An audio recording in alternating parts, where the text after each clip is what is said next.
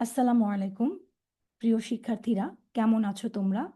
আশা করি তোমরা সকলেই অনেক বেশি ভালো আছো। সপ্তম শ্রেণীর জেনারেল ম্যাথের প্রথম ক্লাসে সবাইকে স্বাগত জানাচ্ছি। আমি আয়েশা সিদ্দিকা। আজকে আমরা যে অধ্যায়টা নিয়ে আলোচনা করব সেটা হলো মূলদ সংখ্যা ও অমূলদ সংখ্যা, ঠিক আছে? তো এই যে মূলদ সংখ্যা ও অমূলদ সংখ্যা নিয়ে আমরা আজকে আলোচনা করব, তার আগে আমরা একটু সংখ্যা নিয়ে আলোচনা করি। আসলে মূলদ সংখ্যা ও অমূলদ সংখ্যাটা আসে বাস্তব সংখ্যা থেকে। তো বাস্তব সংখ্যাটা আসলে কি? বাস্তব সংখ্যা হলো, মনে করো যে আমরা আমাদের বাসায় বলো, আমাদের বাস্তব জীবনে বলো, আমরা সব ক্ষেত্রেই যে সকল সংখ্যাগুলো ব্যবহার করে থাকি সেগুলি বাস্তব সংখ্যার অন্তর্ভুক্ত, ঠিক আছে? তো সেটা হতে পারে কোনো কাপড়, বা কোনো টেবিলের দৈর্ঘ্য মাপ হতে পারে, হ্যাঁ, ফ্রিজের তাপমাত্রা হতে পারে, বা মনে করো যে কারো বয়স হতে পারে, কারো ওজন হতে পারে, ঠিক আছে? আমরা আমাদের বাস্তব জীবনে যে সংখ্যাগুলো ব্যবহার করে থাকি সেইগুলোকেই বাস্তব সংখ্যা বলা হয়। এখন আসলে বাস্তব সংখ্যাকে আমরা দুই ভাগে ভাগ করতে পারি, ঠিক আছে? বাস্তব সংখ্যাকে আমরা কয় ভাগে ভাগ করতে পারি? দুই ভাগে ভাগ করতে পারি। একটা হচ্ছে মূলদ সংখ্যা এবং আরেকটা হলো অমূলদ সংখ্যা, ঠিক আছে? এখন কথা হলো মিস, মূলদ সংখ্যা কি এবং অমূলদ সংখ্যা কি? আচ্ছা, আমরা এখন একটু মূলদ সংখ্যা নিয়ে জানি। আসলে মূলদ সংখ্যা হলো, এটা যখন তোমরা ক্লাস 8-9 উঠবে তখন দেখবা আসলে মূলদ সংখ্যা হচ্ছে যেগুলো কি, যেগুলোকে পি বাই কিউ আকারে প্রকাশ করা যায়, এবং অমূলদ হলো যেগুলোকে পি বাই কিউ আকারে প্রকাশ করা যায় না। এটাকে প্রকাশ করা যায়, এটাকে প্রকাশ করা যায় না। এখন বলতে পারো মিস, পি বাই কিউ আকারটা কি? আচ্ছা, আমরা যদি একটা ভগ্নাংশ লিখলাম, মনে করো যে সেটা 3/4 হলো, বা একটা পূর্ণ সংখ্যা লিখলাম, সেটা 17 হতে পারে, তাই না? এই যে আমি 3/4 লিখলাম বা 17 লিখলাম, এখন এটাকে যদি আমি পি বাই কিউ এর সাথে তুলনা করি, তাহলে দেখো তো, আমার 3 কি হয়ে যায়? পি হয়ে যায়। এই 4টা কি হয়ে যায়? কিউ হয়ে যায়। তার মানে কি, এই 3/4কে আমি পি বাই কিউ এর সাথে তুলনা করতে পারি। আবার দেখো, এই যে 17, এটা হচ্ছে আমার পূর্ণ সংখ্যা।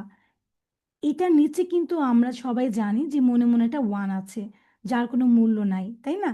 তাহলে এইটাকে যদি এখন আমি কি করি, পি বা কিউ এর সাথে তুলনা করি, তাহলে আমার কি হয়ে যায়?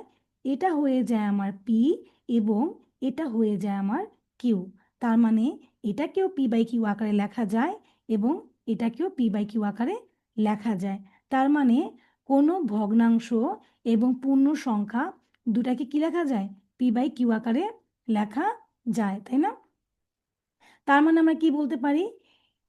কোনো ভগ্নাংশ মানে হচ্ছে কি, কোনো ভগ্নাংশ এবং পূর্ণ সংখ্যা, কোনো ভগ্নাংশ এবং পূর্ণ সংখ্যা হলো মূলদ সংখ্যা, ঠিক আছে? এখন কথা হচ্ছে, ভগ্নাংশ এবং পূর্ণ সংখ্যা হচ্ছে মূলদ সংখ্যা, তাহলে অমূলদ সংখ্যাটা কি? যেমন অমূলদ সংখ্যা হলো, যেমন মনে করো √3, এটা হলো অমূলদ সংখ্যা। এটাকে কিন্তু পি বাই কিউ আকারে প্রকাশ করা যায় না। এখন তোমরা বলতে পারো যে মিস, √3 নিচে যদি মনে মনে একটা 1 ধরি, তাহলে কি এটাকে পি ধরা যায় না? এইটাকে কি কিউ ধরা যায় না? তাহলে কি এটা মূলদ সংখ্যা হয় না? না। এই যে আমরা মূলদ সংখ্যার কথা বললাম যে সেটা পি বাই কিউ আকারে প্রকাশ করা যায়, এটার একটা শর্ত আছে, ঠিক আছে? শর্ত আছে কি? পি এবং কিউ, পি ও কিউ পূর্ণ সংখ্যা হতে হবে। কি হতে হবে? পি ও কিউ পূর্ণ সংখ্যা হতে হবে, এবং কিউ এর নিচে, মানে কিউ এর মানটা কখনো শূন্য হতে পারবে না। মানে কোনো ভগ্নাংশ নিচে যদি তুমি শূন্য লেখো, যেমন তুমি লিখলা 12/0, তুমি লিখে দেখো তো, ক্যালকুলেটরে একটা চাপ দাও, দেখবা যে কখনোই তোমার মান বের হবে না, কারণ এই মানটা হলো অসংজ্ঞায়িত, যা সংজ্ঞায়িত না, ঠিক আছে? তোমার কোনো মান আসবে না। তার মানে আমার এই মূলদ হওয়ার শর্ত হচ্ছে দুইটা, তাই না? একটা হচ্ছে কি, পি বাই কিউ আকার প্রকাশ করা যাবে যদি পি ও কিউ পূর্ণ সংখ্যা হয় এবং কিউ এর মান কখনো শূন্য না হয়। কিন্তু এইখানে যে এই যে √3 দেয়া আছে, হ্যাঁ, এই যে √3 দেয়া আছে, যখন তুমি এই √3 চাপ দিবা, দেখবা যে 1 পয়েন্ট সামথিং এটা মান বের হবে। ঠিক আছে, এটা দশমিক ভগ্নাংশ বের হয়ে যাবে। তো এই যে রুট তো তাহলে পূর্ণ সংখ্যা হইল না, তাই না? তাহলে √3-কে যদি আমি পি ধরি, তাহলে এটা কি পূর্ণ সংখ্যা হবে? হবে না। যেহেতু এটা পূর্ণ সংখ্যা হবে না, তার মানে এটা কি মূলদ সংখ্যা হতে পারবে না, এটা হবে অমূলদ সংখ্যা। তার মানে আমরা কি জানলাম? আমরা বাস্তব জীবনে যে সংখ্যাগুলো ব্যবহার করে থাকি, হ্যাঁ, তোমরা একটু দরকার হলে নোট করে নিতে পারো। আমরা বাস্তব জীবনে যে সংখ্যাগুলো ব্যবহার করে থাকি, সেই সংখ্যাগুলোকে আমরা বলি বাস্তব সংখ্যা। এই বাস্তব সংখ্যাকে দুই ভাগে ভাগ করা যায়। একটা হলো মূলদ সংখ্যা, ঠিক আছে, একটা হলো মূলদ সংখ্যা এবং একটা হলো অমূলদ সংখ্যা। এবং এই মূলদ সংখ্যাকে কি বুঝবো কিভাবে? যেটাকে কি p/q আকারে প্রকাশ করা যায়, এবং যেটাকে কি p/q আকারে প্রকাশ করা যায় না। ঠিক আছে, আচ্ছা, এখন p/q আকারে প্রকাশ করা গেলে কি তা মূলদ সংখ্যা হবে? p/q এর সঙ্গে মানে শর্তটা কি? এক হচ্ছে সেটাকে পূর্ণ সংখ্যা হতে হবে, এবং কি হতে হবে? q এর মান কখনো শূন্য হতে পারবে না। ঠিক আছে, তার মানে আমরা বুঝলাম কি, আমাদের মূল সংখ্যা হলো আমাদের কি লাগবে? আমাদের শর্ত মানতে হবে। ঠিক আছে, চলো এখন আমরা তোমাদের বইয়ের মধ্যে দেখবা যে একটা সংজ্ঞা দেয়া আছে বর্গ ও বর্গমূলের। এই যে একটু আগে যে আমরা অমূলদ সংখ্যায় যে এই যে √3টা দেখলাম না, এটাই হচ্ছে আমার বর্গমূল। ঠিক আছে, তো আমরা এখন একটু বর্গ এবং বর্গমূল সম্পর্কে জানি। সংজ্ঞাটা কি দেয়া আছে একটু মনোযোগ দিয়ে ভালো করে বুঝতে হবে, কারণ তোমাদের কাছে এই ব্যাপারগুলো একেবারেই নতুন। ঠিক আছে, যদি বেসিক ক্লিয়ার না হয়, তাহলে কিন্তু অঙ্ক খুবই কঠিন লাগবে। আমরা যে অঙ্কগুলো করব, আমরা যে অনুশীলনী গুলো সলভ করব, ম্যাথগুলো সলভ করব, তখন দেখা যাবে তোমাদের অনেক কিছুই হচ্ছে বুঝবা না, মনে হবে খুবই কঠিন। ঠিক আছে, তো এই কনসেপ্টগুলা খুবই গুরুত্বপূর্ণ। তো একটু মনোযোগ দাও সবাই। এইখানে দেখো যে বর্গ ও বর্গমূল সংজ্ঞাটা কি দেয়া আছে? কোনো সংখ্যাকে সেই সংখ্যা দ্বারা, আমরা আবার একটু দেখি যে কোনো সংখ্যাকে সেই সংখ্যা দ্বারা। আচ্ছা, মনে করো আমি কোনো একটা সংখ্যা ধরলাম। কত ধরবো? মনে করো যে আমি হচ্ছে কোনো একটা সংখ্যা ধরলাম, সেটাকে মনে করো ধরলাম। মনে করো কোনো সংখ্যাকে সেই সংখ্যা মানে সংখ্যা দ্বারা, তার মানে সেই সংখ্যাকে সেই সংখ্যা দ্বারা গুণ করতে বলছে, তাই না? কোনো সংখ্যাকে সেই সংখ্যা দ্বারা গুণ করলে, কোনো সংখ্যা 4 সেই সংখ্যাকে সেই সংখ্যা দ্বারা গুণ করলাম, গুণ করলে যে গুণফল পাওয়া যায়, তাহলে এখানে যদি আমরা গুণফল করি, আমরা কি পাবো? আমরা হচ্ছে 16 পাবো, তাই না? তাহলে এই যে কোনো সংখ্যাকে সেই সংখ্যা দ্বারা গুণ করলে যে গুণফল পাওয়া যায়, তাহলে আমি কোনো একটা সংখ্যা ধরে নিচ্ছি হচ্ছে 4, এবং সেই সংখ্যাকে সেই সংখ্যা দ্বারা গুণ করে আমি পাইলাম হলো কত? 16। তা ওই সংখ্যার বর্গ। তা ওই সংখ্যার বর্গ বলতে কি, এখানে ওই সংখ্যা কোনটা? এখানে ওই সংখ্যা হলো এই যে এটা 4 হলো আমার ওই সংখ্যা। ঠিক আছে, তা ওই সংখ্যার বর্গ এবং সংখ্যাটি গুণফলের বর্গমূল। সংখ্যাটি কোনটা? এই সংখ্যাটা। কোন সংখ্যার? এই গুণফলের। গুণফল কোনটা? আমার হচ্ছে এইটা, তাই না? আচ্ছা, এখন একটু খেয়াল করো, আবার আমরা কোনো সংখ্যাকে সেই সংখ্যা দ্বারা গুণ করলে যে গুণফল পাওয়া যায়, এখানে খেয়াল করো গুণফল হলো কি আমার, এইটা হচ্ছে আমার গুণফল। আবার আমার ধরা সংখ্যাটা কোনটা? যে সংখ্যাটা বলছে এটা হচ্ছে আমার সেই সংখ্যা। খেয়াল করো কথাটা। তো কোনো সংখ্যাকে সেই সংখ্যা দ্বারা গুণ করলে, এই সংখ্যাটাকে আমি ধরলাম হচ্ছে 4, সেই সংখ্যাকে সেই সংখ্যা দ্বারা গুণ করলে মানে হলো 4 দ্বারা গুণ করলে আমি কত পাচ্ছি? 16 পাচ্ছি। এটা হচ্ছে আমার গুণফল। ঠিক আছে, এখন কি বলছে? তা হলো ওই সংখ্যার বর্গ। তা হলো কি ওই সংখ্যার বর্গ। যে গুণফল পাওয়া যায়, যে গুণফল পাওয়া যায়, ঠিক আছে, তা তা বলতে কি বুঝাইছে? এই গুণফলটাকে বুঝাইছে। ঠিক আছে, কথা বুঝতে হবে কিন্তু। হ্যাঁ, তা বলতে কি বুঝাইছে? আমার এই গুণফলটা বুঝাইছে। এখন খেয়াল করো, যে গুণফল পাওয়া যায় তা, তাহলে এই যে গুণফলটা এখানে তা দিয়ে কি বুঝাইছে? এই গুণফলটা বুঝাইছে। তা ওই সংখ্যার বর্গ। কোন সংখ্যার বর্গ? যে সংখ্যাটা আমি কি ধরছিলাম। তার মানে এটা হলো আমার কি বর্গ সংখ্যা। ঠিক আছে, এটা হচ্ছে কি বর্গ সংখ্যা। কার বর্গ সংখ্যা? এটা হচ্ছে, ঠিক আছে, এটার বর্গ সংখ্যা। ক্লিয়ার? আচ্ছা, এখন কি হইলো, বললো যে এবং সংখ্যাটি, কোন সংখ্যাটি, যে সংখ্যাটা আমি ধরছি সেই সংখ্যাটি হচ্ছে এই গুণফলের বর্গমূল। তাহলে এটা হলো কি আমার বর্গমূল, এটাকে আমি বলতে পারি হচ্ছে বর্গমূল। এটা কার বর্গমূল? এটা হলো এর বর্গমূল। ঠিক আছে, তার মানে এখানে দেখো, কোনো সংখ্যাকে সেই সংখ্যা দ্বারা গুণ করলে যে গুণফল পাওয়া যায় তা হলো ওই সংখ্যার বর্গ। কোনো সংখ্যাকে, এই যে আবার বলতেছি বারবার, যে কোনো সংখ্যা হচ্ছে আমার 4, ঠিক আছে, এই সংখ্যাকে এই সংখ্যা দ্বারা গুণ করলে আমি গুণফল পাইছি হচ্ছে 16। ঠিক আছে, তাহলে কোনো সংখ্যাকে সেই সংখ্যা দ্বারা গুণ করলে যে গুণফল পাওয়া যায়, এই গুণফলটা হলো বর্গ সংখ্যা। কার বর্গ সংখ্যা? এই যে 4-এর বর্গ সংখ্যা, মানে ওই সংখ্যার বর্গ সংখ্যা। এই যে 4টা দেয়া আছে, এই 4 হলো এই যে গুণফল যে 16 তার বর্গমূল। ঠিক আছে, এখন একটা জিনিস মনে রাখো, যে বর্গমূল, হ্যাঁ বর্গমূল, এই বর্গমূলটাকে হচ্ছে প্রকাশ করা হয় রুট দিয়ে। বর্গমূলটাকে প্রকাশ করা হয় রুট দিয়ে। ঠিক আছে, আচ্ছা, এখন কথা হচ্ছে রুটের কিন্তু একটা মান আছে, এটা আমরা আরো আলোচনা করব পরে। তারপর একটু জানাই নিই, মনে করি রুটেরও একটা মান আছে। যেমন আমি যদি এখানে লিখি যে 4, তাহলে এখানে হবে 4 to the power power half, রুটের মান হচ্ছে পাওয়ার হাফ। হ্যাঁ, এটা পাওয়ারে হয় সব সময়, তার মানে রুটের মান হচ্ছে হাফ। ঠিক আছে, এখন দেখো একটা জিনিস, বর্গমূল। তো আমি এই যে জিনিসটাকে 4 গুণন 4 লিখলাম, এটাকে আমি লিখতে পারি 4 স্কোয়ার। খেয়াল করে একটু, এখানে 4 কয়টা আছে? 4 দুইটা আছে, তাই পাওয়ার কয়টা হয়ে গেল? দুইটা হয়ে গেল। ঠিক আছে, আমরা আরো পড়বো একটু পরে, আমরা আরো পড়বো। তার মানে এটাকে আমরা লিখতে পারি হচ্ছে 16।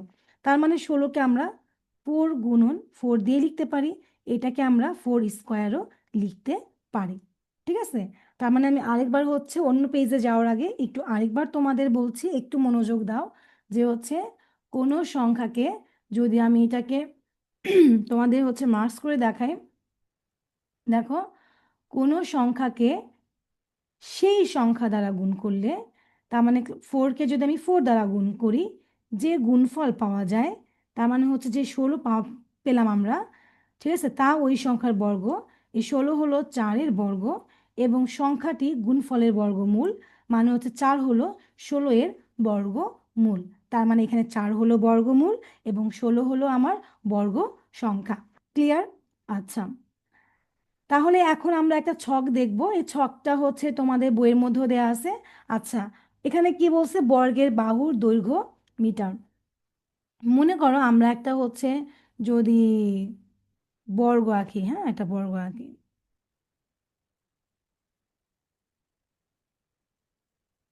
ঠিক আছে, আমরা একটা বর্গ আঁকলাম। আচ্ছা, এখন মনে করো এই যে আমরা বর্গ আঁকলাম, এখন বর্গ হচ্ছে বলছে এক বাহুর দৈর্ঘ্য হচ্ছে 1 মিটার। আচ্ছা, আমরা তো জানি যে বর্গের প্রত্যেকটা বাহু সমান, তার মানে এই বাহুটা যদি এ হয়, তাহলে আমার এই বাহুটাও এ। এবং আমরা এটাও জানি যে বাহু মানে বর্গের ক্ষেত্রফলের সূত্র হচ্ছে কি? বাহু গুণন বাহু, তাই না? আচ্ছা, আমরা যেহেতু জানি বর্গের ক্ষেত্রফল হচ্ছে বাহু গুণন বাহু, এইখানে যেহেতু বাহুর দৈর্ঘ্য হচ্ছে 1 মিটার, তাহলে কথা হবে 1 গুণন 1, বাহু গুণন বাহু যেহেতু। এই বর্গের বাহুর দৈর্ঘ্য যদি হয় 2 মিটার, তাহলে কথা হবে 2 গুণন 2। এই বর্গে বাহুর দৈর্ঘ্য যদি হয় 5 মিটার, তাহলে কত হবে 5 গুণন 5। সেম প্রসেসে যদি আমি সবগুলো বাহু কি সবগুলোর সাথে গুণ করে দিলাম, এখন গুণ করে আমি কি পাচ্ছি? এখানে পাচ্ছি 1, এখানে 4, এখানে 9, এখানে 25, এখানে 49। ঠিক আছে, আচ্ছা, একটু আগে আমি বললাম না যে হচ্ছে যেহেতু একই জিনিস যদি হয়, মনে করো 2 গুণন 2, এখানে দুইটা 2 গুণ আকারে আছে, আমি লিখতে পারি 2 স্কোয়ার। মনে করো যে আছে তোমার 13 গুণন 13 গুণন 13 মনে করো কথার কথা এখানে আছে 4, আমি ধরলাম। ঠিক আছে, 4 আছে মনে করো, তাহলে আমি এখানে 13 আছে কয়টা? 3টা, আমি লিখতে পারি 13 টু দি পাওয়ার 3। যদি মনে করো *4 আছে, *4 থেকে গেল, 4টাকে কিন্তু আবার লেখা যায় কত? 2 স্কোয়ার। আচ্ছা, একটু একটু জটিলে না যায়, আমি আর একটু সহজ করে তোমাদেরকে একটু দেখাই। ঠিক আছে, একটু সহজ করে দেখাই। যেমন মনে করো যে আহ, হুম, আমরা যদি হচ্ছে এইখানে যদি মনে করো 5 লিখলাম, তিনটা, 5 এখানে কয়টা, তিনটা না, তাহলে 5-এর উপরে পাওয়ার হয়ে যাবে 3। ঠিক আছে, বলবো 7 আছে এখানে দুইটা, 7 কয়টা আছে এখানে দুইটা আসছে না, তাই 7-এর উপরে পাওয়ার হয়ে যাবে 2। মানে শর্ত হচ্ছে এখানে মিলতে হবে। ঠিক আছে, এখন তোমার যদি এখানে 5 × 7 থাকে, এটা কিন্তু কিছুই হবে না। ঠিক আছে, কারণ কি, 5 হচ্ছে এখানে একটা, 7ও হচ্ছে এখানে একটা। যদি এমন থাকতো এখানে 5 যদি আরেকটা থাকতো, তখন আমরা কি লিখতে পারতাম, 5 উপরে লিখতাম স্কোয়ার ইন্টু হচ্ছে 7। তার মানে 5-এ হচ্ছে আমার দুইটা, তাই হচ্ছে আমার 5-এর উপরে 2 হয়েছে।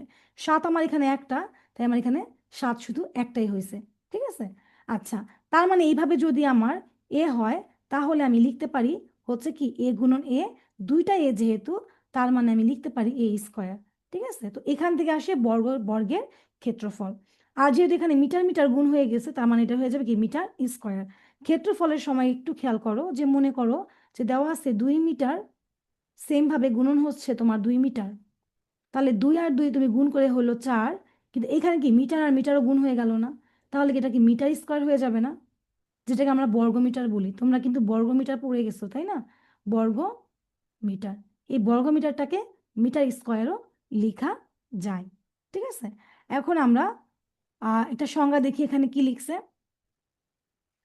আহ একটু মনোযোগ দাও, তাহলে ভালো বুঝতে পারবা। সাধারণভাবে একটা স্বাভাবিক সংখ্যা যদি, মানে এম ধরলাম আমরা, এমকে যদি অন্য একটি স্বাভাবিক সংখ্যা এন এর বর্গ এন স্কোয়ার আকারে প্রকাশ করা হয়, তবে এম বর্গ সংখ্যা, এমকে পূর্ণবর্গ সংখ্যা বলা হয়। আচ্ছা, আমরা একটু ধরে নেই। মনে করো সাধারণভাবে একটি সংখ্যা, আমি কত ধরবো বলো, 16 না? আচ্ছা, আমি 16 ধরছি মনে করো। সাধারণভাবে একটা স্বাভাবিক সংখ্যা এম কে যদি অন্য একটি স্বাভাবিক সংখ্যা এন এর বর্গ আকারে, আচ্ছা, 16কে যদি মনে করো যে আমরা ভাঙাই, আমরা লিখতে পারি 4×4=16। কি লিখতে পারি, 4×4=16। তাহলে এটাকে আমরা লিখতে পারি হচ্ছে 4 স্কোয়ার। এখন তুমি মনে করো এই 16টা হচ্ছে তোমার এম, আর এই 4টা হচ্ছে তোমার এন। তাহলে এখন আমরা সংজ্ঞাটা একটু আরেকবার দেখি। সাধারণভাবে একটি স্বাভাবিক সংখ্যা এম, এই যে এম, ঠিক আছে, এটাকে যদি অন্য একটি স্বাভাবিক সংখ্যা, অন্য একটি স্বাভাবিক সংখ্যা কত এন, তার মানে এটা হচ্ছে এন স্কোয়ার, যেহেতু স্কোয়ার আছে, 4 হচ্ছে তোমার এন, এখানে কি 4টা হচ্ছে তোমার এন, এন স্কোয়ার আকারে প্রকাশ করা হয়, তবে এম হচ্ছে বর্গ সংখ্যা। তাহলে এই এমটা কি, এই এমটা হচ্ছে কি তোমার বর্গ সংখ্যা। এই যে তোমার হচ্ছে 16, এইটা হচ্ছে তোমার বর্গ সংখ্যা। এটা কি তোমার হচ্ছে বর্গ, এটা হচ্ছে তোমার বর্গ সংখ্যা। আচ্ছা, এটাকে কি বলা হয়, পূর্ণ বর্গ সংখ্যা বলা হয়। কি বলা হয়, পূর্ণ বর্গ সংখ্যা। একটু খেয়াল করো, পূর্ণ বর্গ সংখ্যা। কঠিন কিছুই না, যদি একটু ভালোভাবে দেখো দেখবা যে এর চেয়ে সহজ কিছুই নাই। হ্যাঁ, একটু খেয়াল করো। সাধারণভাবে একটা স্বাভাবিক সংখ্যা, আচ্ছা স্বাভাবিক সংখ্যা, এখানে কিন্তু আরেকটা কথা আছে, স্বাভাবিক সংখ্যা। ঠিক আছে, এখানে আরেকটা কথা আছে হচ্ছে স্বাভাবিক সংখ্যা।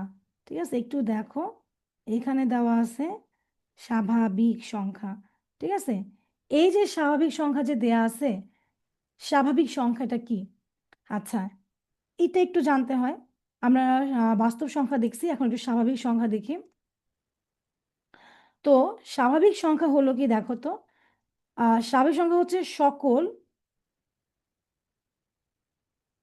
অখণ্ড পূর্ণ সংখ্যা।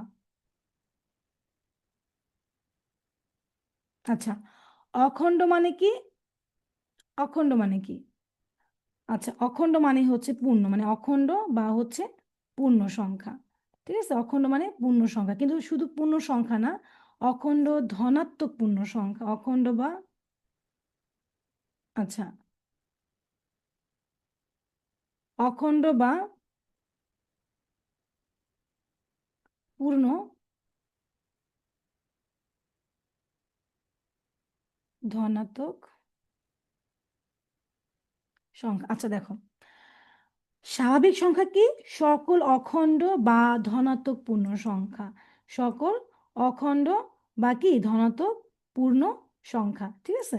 তো অখণ্ড বা ধনাত্মকটা কি, মানে পূর্ণটা কি, অখণ্ড মানে হচ্ছে কি যা কি খণ্ডন করা হয় না। যেমন হচ্ছে আমি যদি বলি 7, এটা কিন্তু একটা পূর্ণ সংখ্যা, কিন্তু যদি আমি বলি 7/2, তাহলে এটা কিন্তু এটা ভগ্নাংশ হয়ে গেল, ঠিক আছে। ভগ্নাংশ হওয়া যাবে না, হতে হবে কি তোমার, মানে কি একদম পূর্ণ আস্ত একটা নাম্বার হতে হবে, ঠিক আছে। এবং সেটা অবশ্যই হতে হবে ধনাত্মক সংখ্যা।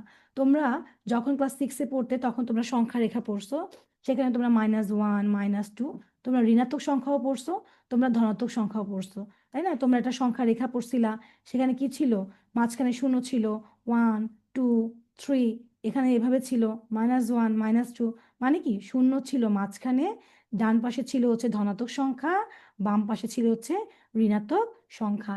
এই যে ধনাত্মক সংখ্যা, ঠিক আছে, এই ধনাত্মক সংখ্যা যদি পূর্ণ হয় তাহলে সেটাই হয়ে যাবে স্বাভাবিক সংখ্যা। তার মানে স্বাভাবিক সংখ্যাগুলো হচ্ছে অবশ্যই আমার কি হবে, পূর্ণ সংখ্যা হতে হবে, এবং কি হতে হবে, ধনাত্মক সংখ্যা হতে হবে। তার মানে আমরা বলতে পারি হচ্ছে স্বাভাবিক সংখ্যা হওয়ার শর্ত কয়টি, স্বাভাবিক সংখ্যা হওয়ার শর্ত হচ্ছে কি দুইটি। কয়টি, এক হচ্ছে কি হতে হবে, ধনাত্মক হতে হবে, দুই হচ্ছে কি হবে, পূর্ণ সংখ্যা হতে হবে, ঠিক আছে। স্বাভাবিক সংখ্যার কি আমরা বলি এটাকে ন্যাচারাল নাম্বার, এটা শর্ত কয়টা, দুইটা। একটা হচ্ছে কি পূর্ণ সংখ্যা হতে হবে, এবং হচ্ছে কি হতে হবে, ধনাত্মক হতে হবে, ঠিক আছে। কোনো ঋণাত্মক হলে সেটা কিন্তু স্বাভাবিক সংখ্যা হবে না।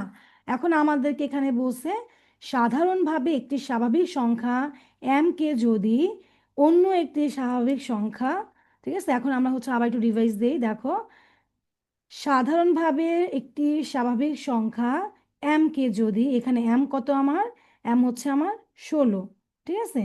এই m কে যদি কি বলছে, স্বাভাবিক সংখ্যা n এর বর্গ n² আকারে প্রকাশ করা হয়। এখানে n² কত, 4, এখানে n কত আমার 4, ঠিক আছে। তাহলে এটা কি n² আকার হয়ে গেল না, 4 যদি n হয়, তাহলে n² আকারে প্রকাশ করা হয়। তবে এই m হলো, এই 16 হলো বর্গ সংখ্যা। আর যেহেতু এটা একটা পূর্ণ সংখ্যা, এটা কিন্তু সাধারণ ভগ্নাংশও নয় বা দশমিক ভগ্নাংশও নয়, তাই এটাকে বলা হয় পূর্ণ বর্গ সংখ্যা। এটাকে কি বলা হয়, পূর্ণ বর্গ সংখ্যা, ঠিক আছে। আচ্ছা, এখন আমরা একটা ছক দেখব। ছকটা হলো, দেখো তোমাদের বইয়ের মধ্যেও সেম এই ছকটা দেয়া আছে, একটু ওইখানে দেখবা যে খালি ঘর পূরণ আকারে দেয়া আছে, ঠিক আছে, তোমাদের জন্য। আহ আমি তার থেকে একটু বেশি লিখছি একটু ভালো করে বোঝানোর জন্য। এখানে আমি 1 থেকে 30 পর্যন্ত সংখ্যাগুলো লিখছি, ঠিক আছে। আচ্ছা, একটু যদি মনোযোগ দাও, এখানে খুব মজার একটা জিনিস আছে। 1 থেকে 30 পর্যন্ত যে সংখ্যাগুলো, আমি সবগুলো সংখ্যার বর্গ সংখ্যা বের করছি এখানে। দেখো বর্গ সংখ্যা আমরা কিভাবে বের করব, যেমন আমি যদি এই 1-এর সাথে যদি 1 গুণ দিই তাহলে কি 1 বের হবে, 2-এর সাথে 2 গুণ দিই তাহলে কত হবে, 4 বের হবে, তাই না।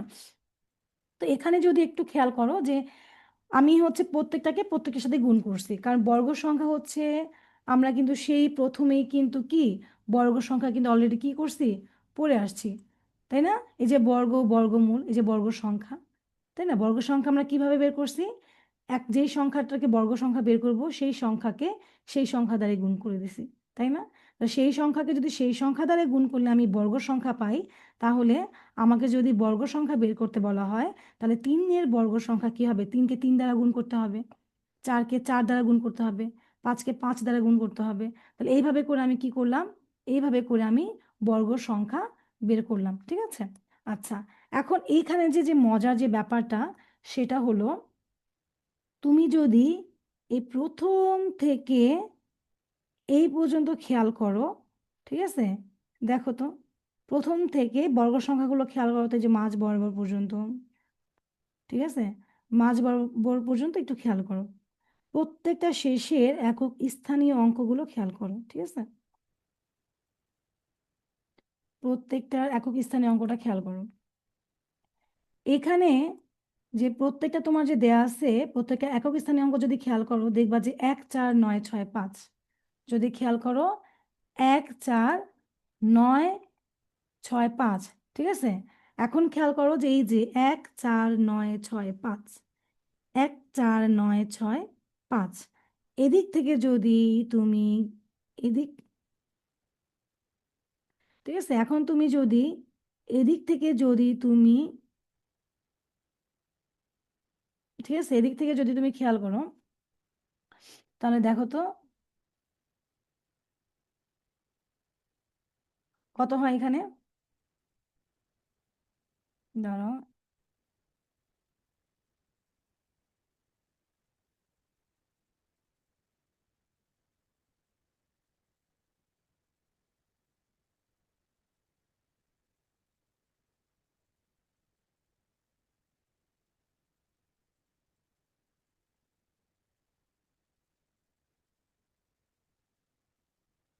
আচ্ছা,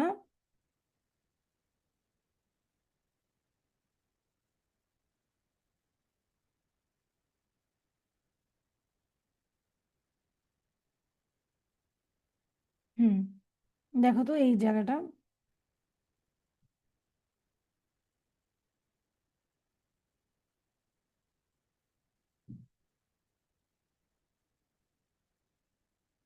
আচ্ছা, এখানে যদি খেয়াল করো যে আমার হচ্ছে, দেখো 1 4 9 6 5 এখানেও আছে, আবার দেখো 1 4 9 6 5 এখানেও আছে। তার মানে আমার এখান থেকে যেটা এভাবে যে আসছে, এটা কিন্তু ঠিক সেম ভাবে দেখো উল্টা দিয়ে গেছে। দেখো দেখো, 5-এর আগে 6 আছে, 5-এর পরে 6, 6-এর আগে 9 আছে, দেখো এখানে 6-এর পরে 9, ঠিক আছে, 9-এর আগে 4 আছে, এখানে দেখো 9-এর পরে 4, 4-এর আগে 1 আছে, দেখো এখানে 4-এর পরে হচ্ছে 1।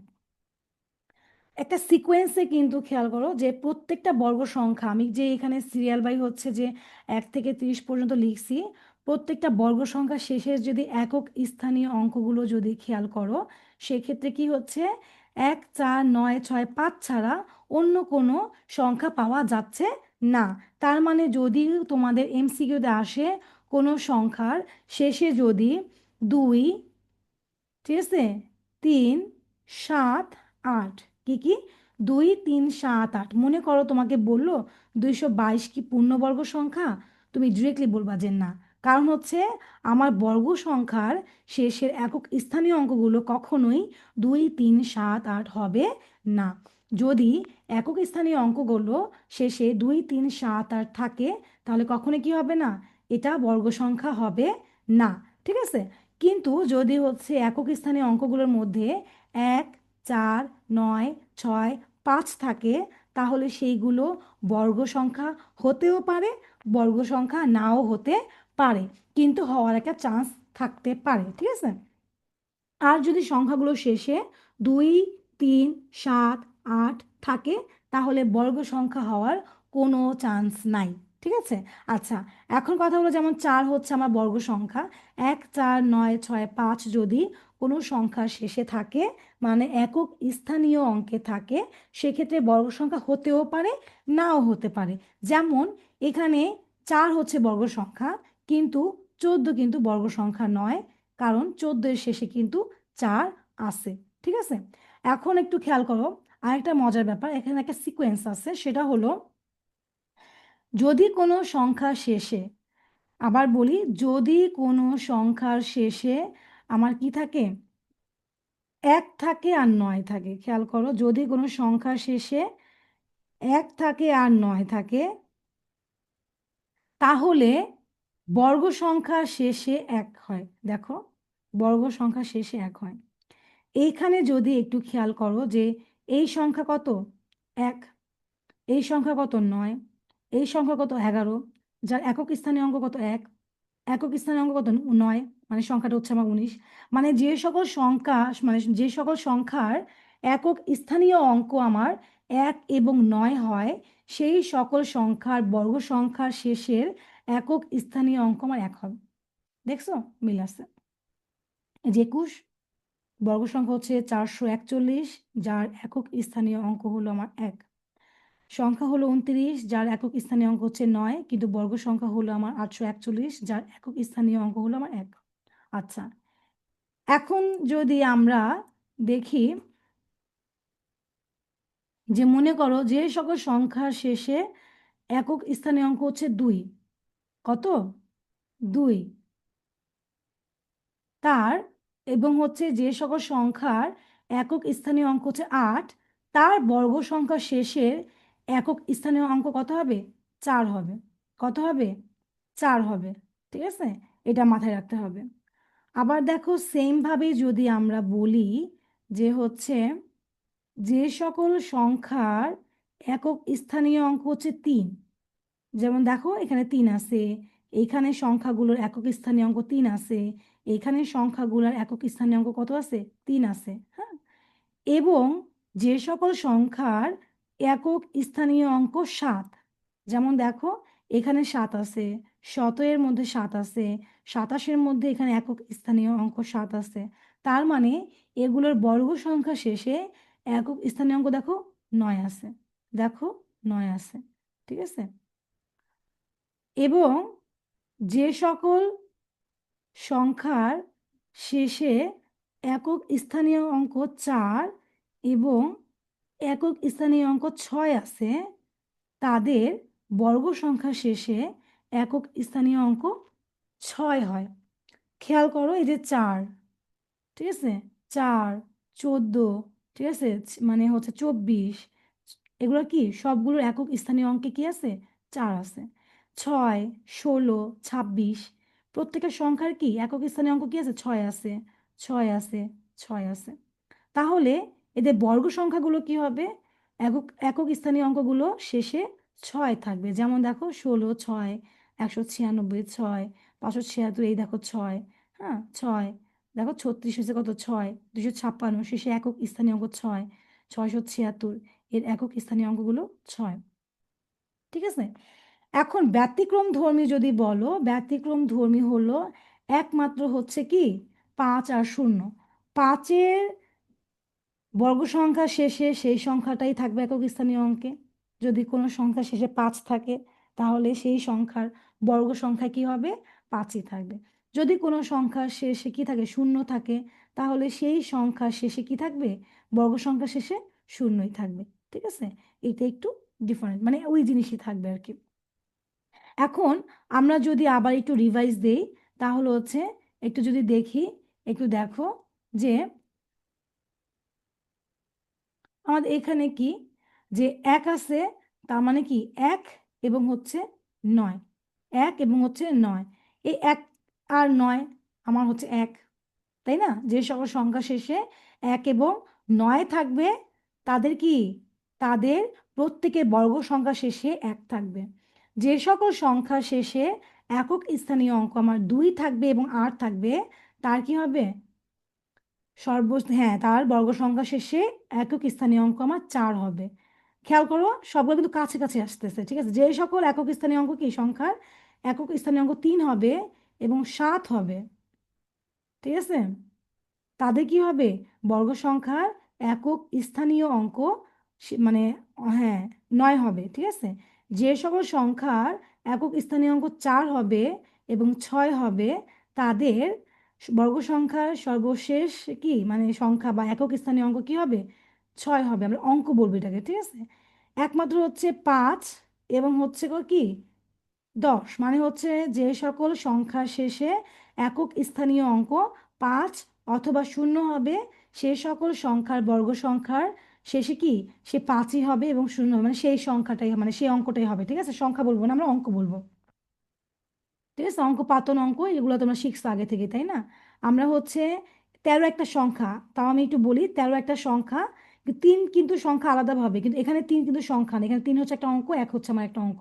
এই দুটো অঙ্ক মিলে আমার এখানে একটা সংখ্যা হয়ে গেছে। ঠিক আছে, এখানে অঙ্ক কয়টা? এখানে হচ্ছে অঙ্ক 2টা। ঠিক আছে, তো আমরা সংখ্যা বলবো না যে 3 একটা সংখ্যা সর্বশেষ সংখ্যা, এটা বলবো না, আমরা অঙ্ক বলবো। 13 সংখ্যা সর্বশেষ একক স্থানীয় অঙ্ক বলবো। ঠিক আছে, আচ্ছা, এখন আমরা হচ্ছে একটু বৈশিষ্ট্যগুলো দেখি, বর্গ সংখ্যা ধর্মগুলো একটু দেখি।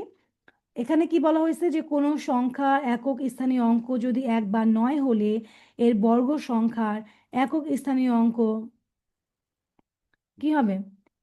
কোনো বর্গ সংখ্যার একক স্থানীয় অঙ্ক 1 বা 9 হলে এর বর্গ সংখ্যার একক স্থানীয় অঙ্ক হবে 1। কোনো সংখ্যার একক স্থানীয় অঙ্ক 3 বা 7 হলে এর একক স্থানীয় অঙ্ক কত হবে? 9। কোনো সংখ্যার একক স্থানীয় অঙ্ক কি হলে 3 বা 7 হলে এর বর্গ সংখ্যার একক স্থানীয় অঙ্ক হবে 9।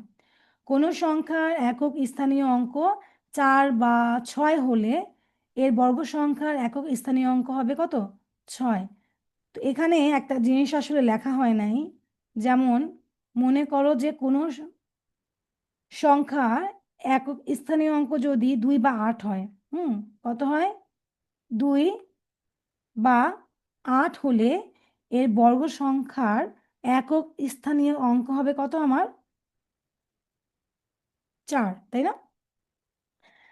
আবার দেখো এখানে কি বলছে, যে সংখ্যার একক স্থানীয় অঙ্ক 2 বা 3 বা 7 বা 8 তা পূর্ণবর্গ নয়। যে সংখ্যা শেষে বিজোড় সংখ্যক শূন্য থাকে তা পূর্ণবর্গ নয়, কিন্তু জোড় সংখ্যক শূন্য থাকলে তা পূর্ণবর্গ। আচ্ছা, পূর্ণবর্গ হবে এটা কোনো গ্যারান্টি নেই, ঠিক আছে? পূর্ণবর্গ হতে পারে, ঠিক আছে, পূর্ণবর্গ হতে পারে। আচ্ছা, একক স্থানীয় অঙ্ক হচ্ছে 1 বা 4 বা 6 বা 9 হলে ওই সংখ্যা পূর্ণবর্গ হতে পারে। এখন একটু খেয়াল করো তোমরা, এইখানের যে জিনিসগুলো আমরা দেখেছি অলরেডি আমরা কিন্তু এই ছকে পড়ে ফেলছি, ঠিক আছে? এই ছকটা কিন্তু অলরেডি আমরা পড়ে ফেলছি। এখন দেখো কোনো সংখ্যার একক স্থানীয় অঙ্ক 1 বা 9 হলে এর বর্গ সংখ্যার একক স্থানীয় অঙ্ক হলো 1, এটা আমরা জানি। কোনো সংখ্যার একক স্থানীয় অঙ্ক 3 বা 7 হলে এর সংখ্যার কি মানে এর বর্গ সংখ্যার একক স্থানীয় অঙ্ক কত? 9। কোনো সংখ্যার একক স্থানীয় অঙ্ক 4 বা 6 হলে এর বর্গ সংখ্যার একক স্থানীয় অঙ্ক কত? 6। কোনো সংখ্যার একক স্থানীয় অঙ্ক 2 বা 8 হলে এর বর্গ সংখ্যার একক স্থানীয় অঙ্ক 4, এটাও আমরা জানি। আচ্ছা, যে সংখ্যার একক স্থানীয় অঙ্ক 2 বা 3 বা 7 বা 8 তা পূর্ণবর্গ নয়, অলরেডি আমরা এখানে দেখাই দিছিলাম, ঠিক আছে? আচ্ছা, এইখানে আবার দেখো যে কি বলছে, যে সংখ্যা শেষে বিজোড় সংখ্যক শূন্য থাকে, এটা আমি এখনো বলি নাই তোমাদের। এটা হচ্ছে দেখো, যদি একটা সংখ্যা মনে করো, আমি একটা সংখ্যা লিখলাম যে হচ্ছে 1000, একটা সংখ্যা লিখলাম 100। এখন দেখো এখানে কিন্তু আমার বিজোড় সংখ্যক শূন্য আছে, এখানে কিন্তু আমার জোড় সংখ্যক শূন্য আছে, ঠিক আছে?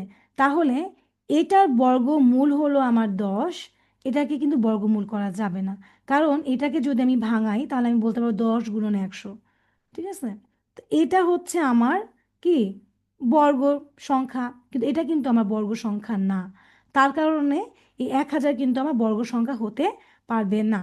সোজা কথা মনে করো, যে সংখ্যার বর্গমূল বের করা যায় না, বর্গমূল একটা পূর্ণ সংখ্যা আসে না, সেটাই হচ্ছে আমার কি বর্গ সংখ্যা হতে পারে না। মানে সোজা কথা হচ্ছে, যে সংখ্যার বর্গ মূল থাকবে তাই হবে আমার বর্গ সংখ্যা, ঠিক আছে? যে সংখ্যার কি থাকবে, বর্গ মূল থাকবে, মানে হচ্ছে এই 100টাকে যদি তুমি √100 করো, ক্যালকুলেটরে যদি হচ্ছে 100টাকে তুমি √100 করো, তখন তুমি 10 পাবা। তাহলে এই 10 হচ্ছে 100 এর বর্গমূল, ঠিক আছে? তাহলে এই 100 এর বর্গমূল হলো 10, এটা কিন্তু একটা পূর্ণ সংখ্যা।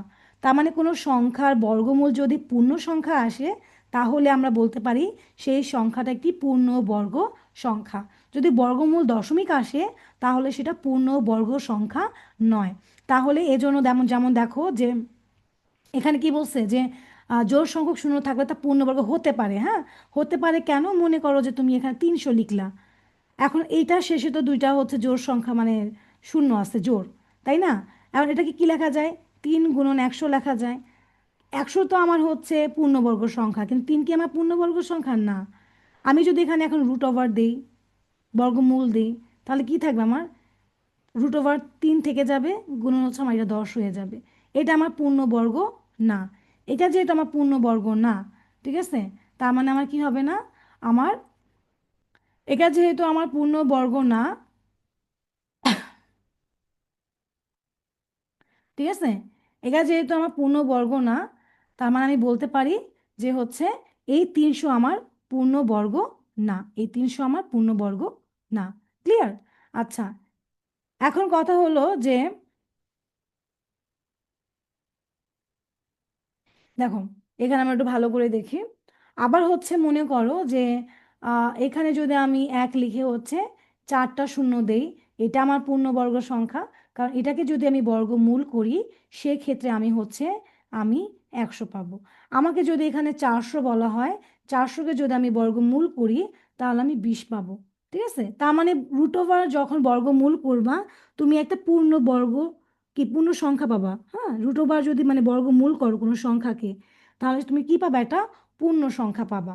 ঠিক আছে, তাহলে আমরা বলতে পারি যে সংখ্যাকে, ঠিক আছে, আমরা বলতে পারি হচ্ছে যে সংখ্যাকে, ঠিক আছে, যে সংখ্যাকে বর্গমূল করলে, ঠিক আছে, যে সংখ্যাকে বর্গমূল করলে,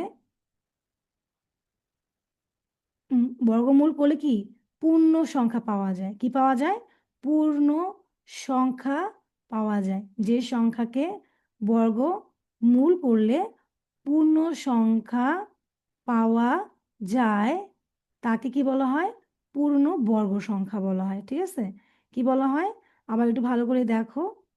ঠিক আছে, যে সংখ্যাকে বর্গমূল করলে পূর্ণ সংখ্যা পাওয়া যায় তাকে পূর্ণ বর্গ সংখ্যা বলে। আর যে সংখ্যাকে বর্গমূল করলে পূর্ণ সংখ্যা পাওয়া যায় না তাকে পূর্ণ বর্গ সংখ্যা বলে না। এইখানে যেমন এই 300কে যদি তুমি হচ্ছে রুট ওভার করো তাহলে তুমি পূর্ণ সংখ্যা পাবা না। রুট ওভার যদি তুমি 300কে করো তাহলে তোমরা কি পাবা, মনে করো তুমি রুট ওভারকে 300 মানে ইয়া করলা, তাহলে তুমি যেটা পাবা যেমন 17.32 সামথিং। ঠিক আছে, রুট ওভার যদি তুমি 300কে যদি রুট ওভার করো তাহলে তুমি পাবা হচ্ছে 17 পয়েন্ট মনে করো সামথিং পাবা। এই একটা দশমিক সংখ্যা চলে আসলো, যেহেতু দশমিক সংখ্যা চলে আসলো, এটা পূর্ণ সংখ্যা না, তাই এটা পূর্ণ বর্গ সংখ্যা হতে পারে না। তার মানে আমরা বলতে পারি যে সকল সংখ্যা শেষে শূন্য কি জোড় থাকবে সেটা আমার পূর্ণবর্গ সংখ্যা হতেও পারে, নাও হতে পারে। ঠিক আছে, আচ্ছা, আজকের ক্লাসটা আমরা একটু আরেকবার হচ্ছে রিভিউ করি। আমাদের হচ্ছে আমরা আজকে পড়েছি হলো আহ, মূলদ সংখ্যা ও অমূলদ সংখ্যা। সেটার জন্য আমরা জেনেছি হচ্ছে বাস্তব সংখ্যা সম্পর্কে। আমরা জানি হলাম বাস্তব সংখ্যা মানে বাস্তবে আমরা যে সকল সংখ্যা ব্যবহার করি সেটাই হলো বাস্তব সংখ্যা, এবং সেটাকে হচ্ছে দুই ভাগে ভাগ করা হয়, একটা হচ্ছে মূলদ এবং আরেকটা হলো অমূলদ। মূলদ সংখ্যা হলো যাকে পি বাই কিউ আকারে প্রকাশ করা যায়, এবং যাকে পি বাই কিউ আকারে প্রকাশ করা যায় না সেটা হলো অমূলদ সংখ্যা। কিন্তু এটার একটা শর্ত আছে, সেটা হলো পি আর কিউ অবশ্যই পূর্ণ সংখ্যা হতে হবে এবং কিউ এর মান কখনোই শূন্য হতে পারবে না। দেন আমরা পড়েছি বর্গ এবং বর্গমূল সম্পর্কে।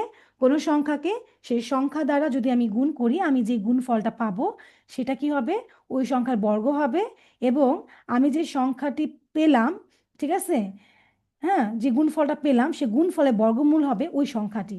ঠিক আছে, তারপরে আমরা একটা ছক পড়েছি যেখানে আমরা দেখেছি যে একটা বর্গের বাহুর দৈর্ঘ্য যদি আমরা বের করতে যাই তাহলে সেই সংখ্যাকে সেই সংখ্যা দ্বারা গুণ করলে আমরা তার ক্ষেত্রফল পাবো, তার মানে বর্গ যাকে আমরা বলে, ঠিক আছে, বর্গ সংখ্যা পাবো আর কি। তারপর আমরা পড়েছি হচ্ছে পূর্ণ বর্গ সংখ্যা কাকে বলে। সাধারণভাবে একটি স্বাভাবিক সংখ্যা যদি এম হয় তাহলে তাকে যদি আমি এন এর স্কোয়ার আকারে যদি আমি লিখতে পারি তাহলে সে এম হবে বর্গ সংখ্যা, এবং সেটা যেহেতু এটা পূর্ণ সংখ্যা তাই আমি এটাকে বলতে পারি পূর্ণ বর্গ সংখ্যা। তারপর আমরা যেটা দেখেছি, আমরা একটা ছক দেখেছি, আমাদের যে স্বাভাবিক সংখ্যাগুলো আছে 1 থেকে 30 পর্যন্ত তার বর্গ সংখ্যাগুলো আমরা দেখেছি। বর্গ সংখ্যাগুলো দেখে আমরা দেখলাম যে আমাদের বর্গ সংখ্যার যে সিকোয়েন্স, সেই সিকোয়েন্স অনুযায়ী প্রত্যেকটা সংখ্যার শেষে মানে প্রত্যেকটা বর্গ সংখ্যার শেষে একক স্থানীয় অঙ্কগুলো হয় 1, 4, 9, 6, 5। তার মানে হলো যদি কোনো মানে সংখ্যা শেষের একক স্থানীয় অঙ্ক 2, 3, 7, 8 হয় সেক্ষেত্রে সেটা বর্গ সংখ্যা হবে না। ঠিক আছে, তার মানে হচ্ছে যদি কোনো সংখ্যা শেষে 1, 4, 9, 6, 5 হয় সেক্ষেত্রে এটা বর্গ সংখ্যা হতে পারে, মানে একটা সম্ভাবনা আছে।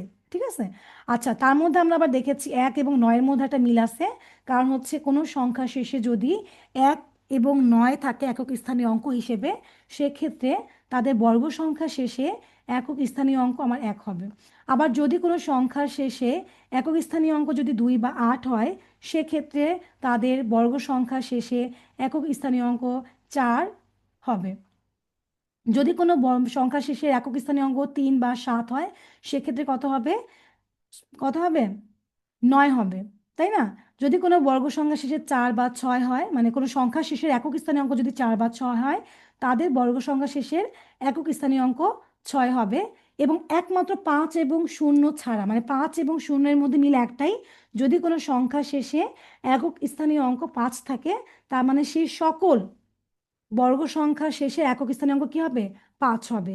যদি কোনো সংখ্যার শেষে একক স্থানীয় অঙ্ক 0 হয়, তার মানে সেই সংখ্যার বর্গ সংখ্যার একক স্থানীয় অঙ্ক কি হবে? 0 হবে। তো আমরা ওই জিনিসগুলো হচ্ছে বর্গ সংখ্যার ধর্ম অনুযায়ী আমরা দেখেছি। এখানে 5-এর কথা উল্লেখ নাই, ঠিক আছে? এখানে 5-এর কথাও উল্লেখ করতে ভুল হয়ে গেছে, যে যদি কি থাকে, 5 থাকে, তাই না? 5 হলে একক স্থানীয় অঙ্ক কত হবে? 5 হবে, ঠিক আছে? আচ্ছা, আবার দেখো, আচ্ছা 5 বা 0, আমি এখানে যদি লিখি যে 5 বা 0 হলে বর্গ সংখ্যার সংখ্যা 5 বা 0 হবে, ঠিক আছে? 5 বা 0 হবে, ঠিক আছে? আচ্ছা, তার মানে কোনো সংখ্যার একক স্থানীয় অঙ্ক আবার 2 বা 8 হলে বর্গ সংখ্যা কত হবে? একক স্থানীয় অঙ্ক হবে 4। এই যে জিনিসগুলো, ঠিক আছে, এই জিনিসগুলো হচ্ছে আমাদেরকে মনে রাখতে হবে। আর হচ্ছে দেখো, যে সংখ্যার একক স্থানীয় অঙ্ক 2, 3 বা 7 বা 8 তা পূর্ণবর্গ নয়। যে সংখ্যা শেষে বিজোড় সংখ্যক শূন্য থাকে তা পূর্ণবর্গ নয়, কিন্তু জোড় সংখ্যক শূন্য থাকলে তা পূর্ণবর্গ হতে পারে। আর একক স্থানীয় অঙ্কে 1 বা 4 বা 6 বা 9 হলে ওই সংখ্যা পূর্ণবর্গ হতে পারে, ঠিক আছে? তাহলে সব কিছু দিয়ে আমরা বুঝলাম যে যে সংখ্যাকে বর্গমূল যদি আমরা করি, তাহলে আমরা পূর্ণ সংখ্যা যদি পাই, তাহলে সেটা হবে পূর্ণবর্গ সংখ্যা। কিন্তু যদি আমরা হচ্ছে বা বর্গমূল করলে পূর্ণ সংখ্যা না পাই, সেটা পূর্ণবর্গ সংখ্যা হবে না, ঠিক আছে? আচ্ছা, আজকে এতটুকুই। সবাই ভালো থাকবে, ইনশাল্লাহ আবার দেখা হবে পরবর্তী ক্লাসে। আল্লাহ হাফেজ।